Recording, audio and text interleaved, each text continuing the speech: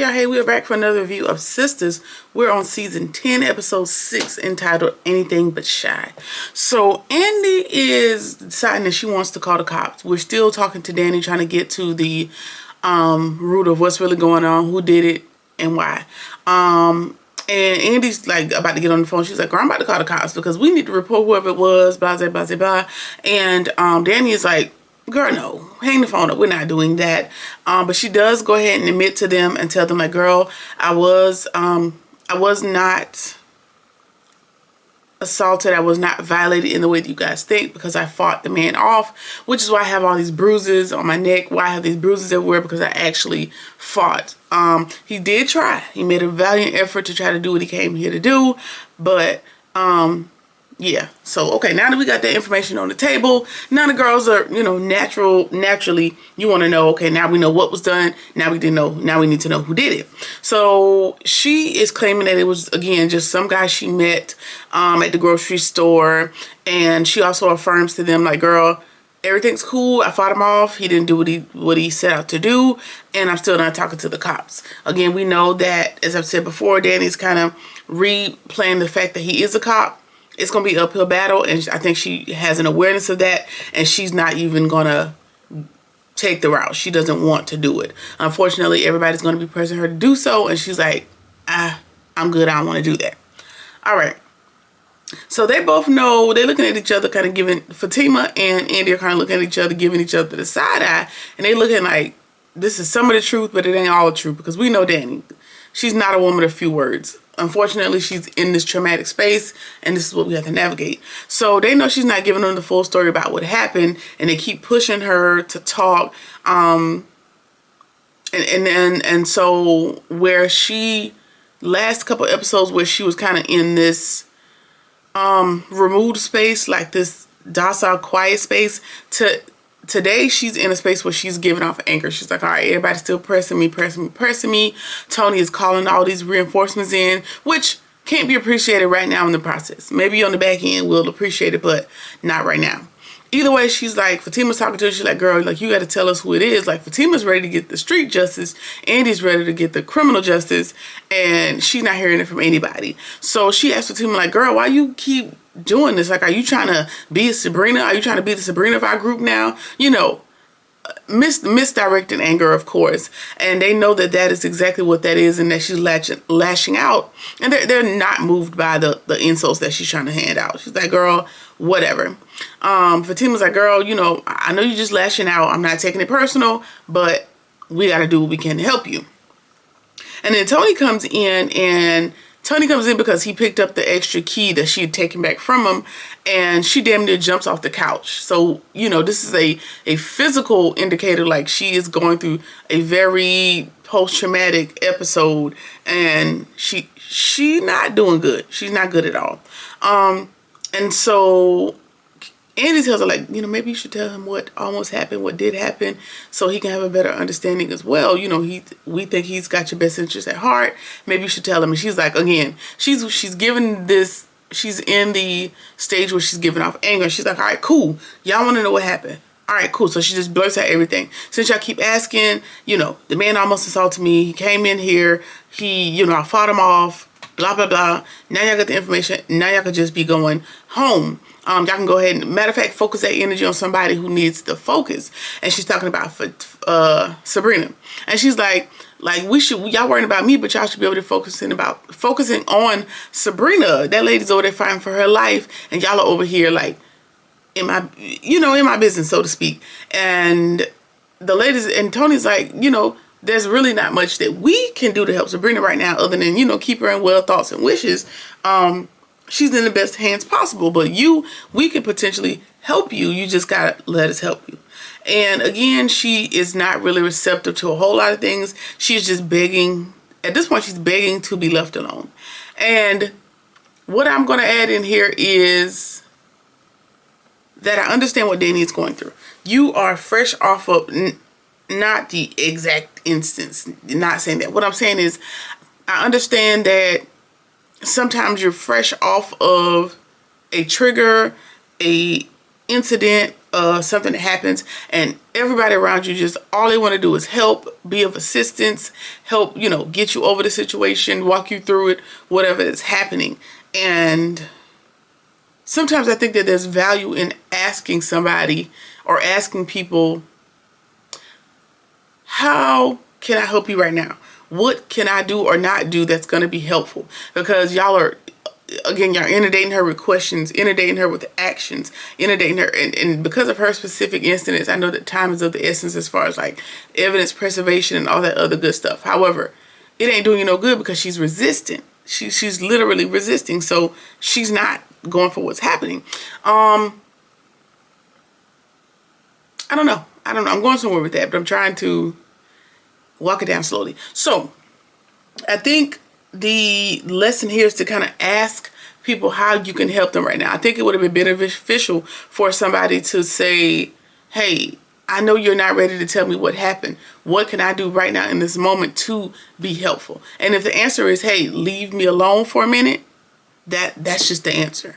That's just the answer. Like getting on the phone, dialing the police, and I'm not the one that's dialing, and I'm telling you, hey, leave it alone, leave it alone. It's only adding to the angst that I already got going on. That's just my little take on that. So just keep that in mind when we're trying to help people navigate. Help them navigate in the way that they want you to help, not in the way that you think you can help. Unless you offer them something and they take what's offered. If not, it's okay to lean in and to lean back. Figure out the balance. Because we don't all process everything the same, and we gotta kind of figure out how to do this thing the best way they know how to let us help. Hope that makes sense. Okay? All right. So Tony, everybody's gone. The other lady's leaving. Tony asked her, like, are you afraid that he might come back? And she's like, I have no idea. I don't know. And he was like, listen, for my own peace of mind, do you mind if I slept on the couch? Just in case, I won't sleep in the bed. I'll sleep on the couch. I'll stay out your way. And she's like, yeah, cool. Like, I'll put on some noise canceling headphones so that you can watch TV or do whatever you need to do on the couch. No worries. And she agrees. So that ties back into what I said, like offer your help or what you think will be helpful. And if it's accepted, cool. If it's not, and she still insists on being by herself, it's what she needs in that moment, So it worked out. She agreed to let him sleep on the couch, so we're good for now. All right. So Fatima gets home and she tells Zach, what happened, and she is in tears. And this was kind of difficult because it's hard to see Fatima be in this helpless space, because we know Fatima in this space to be, the person with the resolution, the person with the legal counsel, though she's not a full-on lawyer, the person that's going to take it to the street. Like whatever we need to do, it's just what we need to do. Because more times than not, she has some sort of answer or some sort of understanding or some comprehension. Even when nobody else understood what Danny was saying in the apartment, Fatima was like, you know what? I don't even want to overstep your boundary. I'm going to go ahead and go. And it was helpful because Danny's like, Fatima's the only person that gets it. She gets like, hey, this is what I need right now. That could change tomorrow. That could change in a few hours. But for right now, I need y'all to go ahead and go. And so, that kicks off everybody getting up out of there. But she has no idea how to help her. She has no idea how to help Danny. And that is taking a toll on her. All right. Here is my 2 cents as well. 1.5, whatever. I understand where Fatima is coming from. I empathize, sympathize, all that other good stuff, because it is difficult wanting to be of help, knowing that you can be of help, knowing that you have, maybe access to resources, knowing that historically you kind of have been like a problem solver in a sense, and to be in a space knowing that you can't do shit, like you can't do nothing, there's nothing you can say, there's nothing you can do that can help this person right now, it does give a hopeless and a helpless sense. And I think that that's what Fatima is having to navigate in this moment. And I understand that, I sympathize that, I've been in that situation more than a handful of times. And I think Fatima she has to be able to like process that independently of making that known to Danny, because it ain't gonna be helpful. You just gonna have to like be of no help, of no assistance right now until she can receive it. Okay? All right.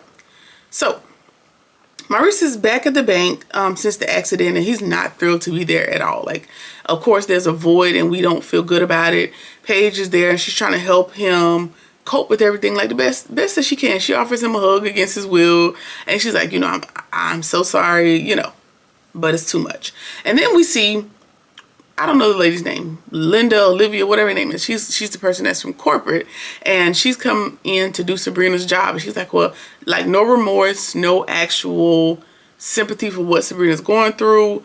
Nothing. She's like, well, I'm just here to do Sabrina's job while she's in the hospital, and I'm also here, in the interim until we find a long-term replacement. And Maurice is like, what are you talking about? Like, my girl gonna be good. She gonna bounce back. Not too much of my friend. And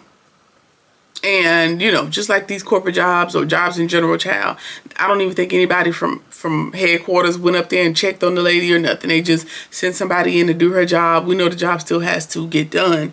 Got that part, but the humane aspect did not check in yet. So maybe we'll get some of that next week. But child, fingers crossed, we'll see.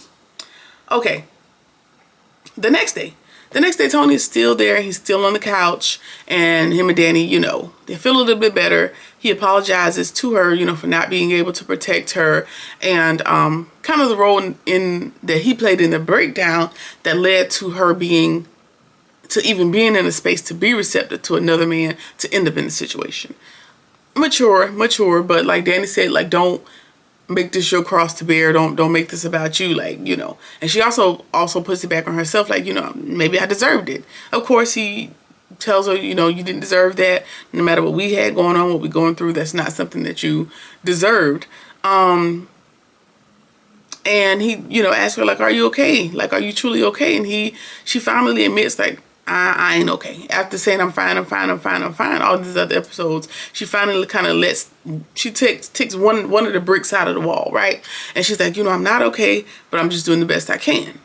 And that's all we can kind of expect from a situation like this.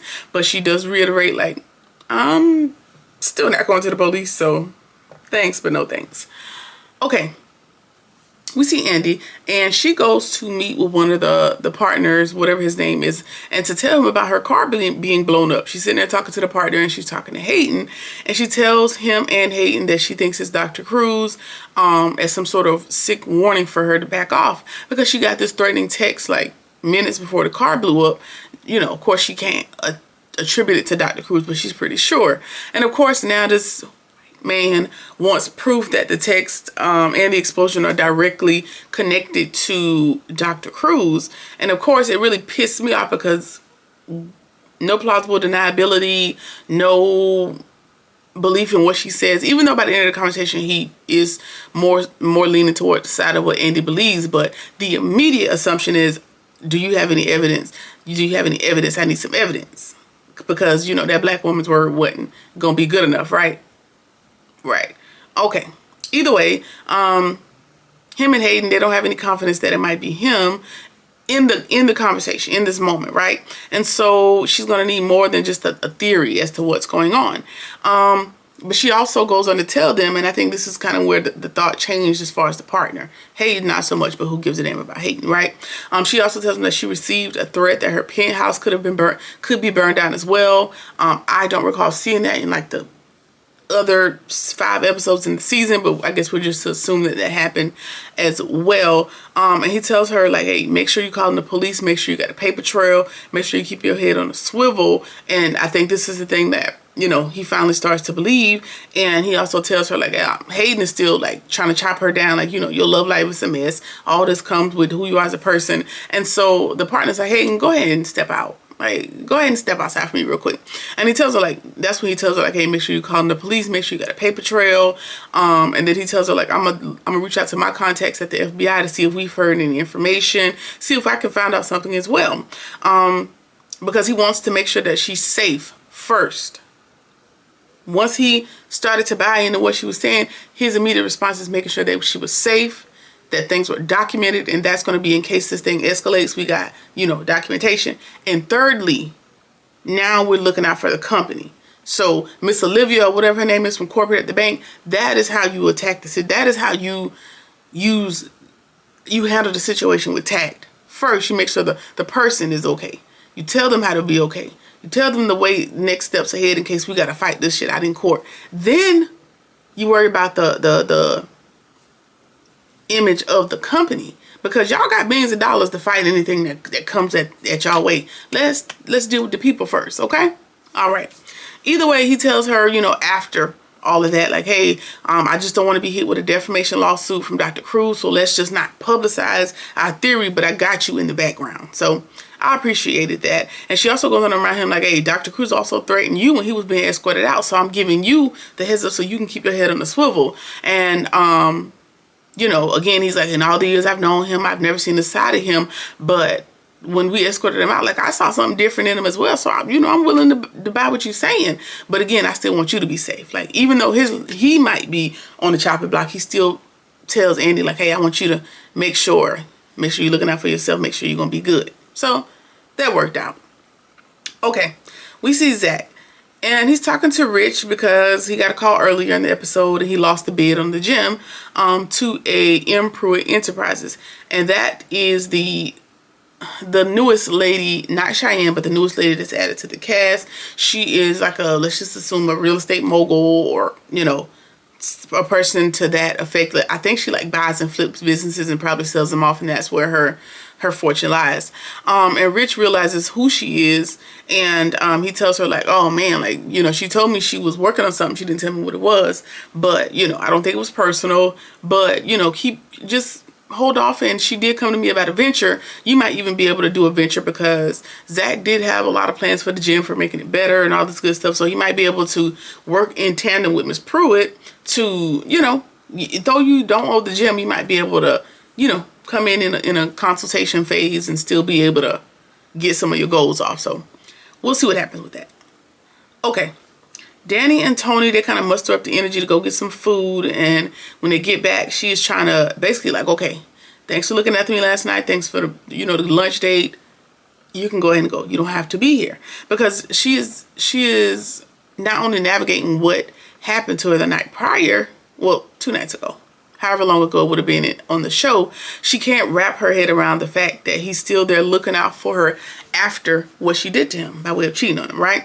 And it reminds her that the two are not connected. The two are not tied together. And I'm so glad he said that, so that people can know that in the whole world, knowing that just because somebody did something to a personal affront to you on this one side, it does not absolve the humanity that could potentially happen on the other side, right? Okay. Very mature, very wise. Either way, that's how the episode wraps up. Next week, child, we see that Miss Cheyenne is gonna be hitting on everybody. We see her hitting on Zach, and that's not gonna go over well for Fatima. So let's just find somebody else. And she ends up in the crosshairs of Hayden, child. So that's really annoying, because we got rid of Tamara and now we got Cheyenne. And Cheyenne and Hayden, both of y'all dumb. Y'all don't got no business together, but here we are, and we'll have to deal with it.